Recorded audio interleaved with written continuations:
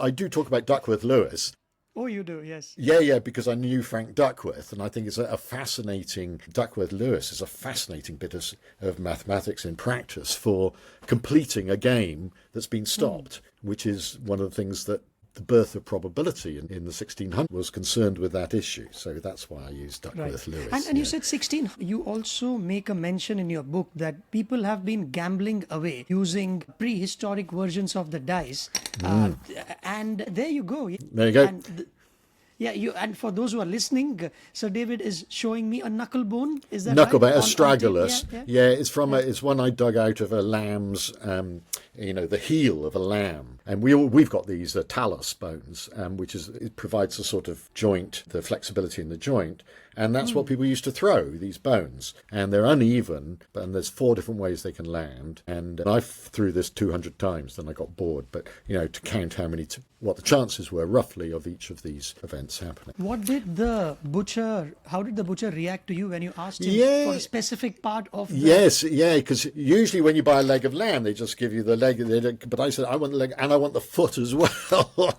Yeah. I want the ankle as well. You say, yeah, all right, I can do that. But you have to find a special, you can't just go to your supermarket and ask for that. You have to actually have a real butcher. And then you got it. So I took this home and, as I said in the book, did a very messy amateur dissection to get this bone out.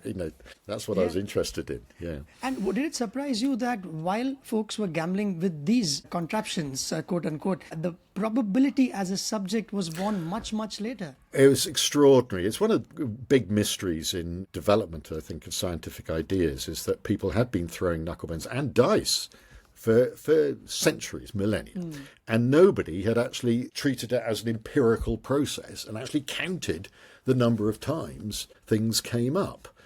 Or thought for symmetric things like dice that you can actually work out the chances of things. The whole idea of probability just it wasn't there at all. It had to be invented.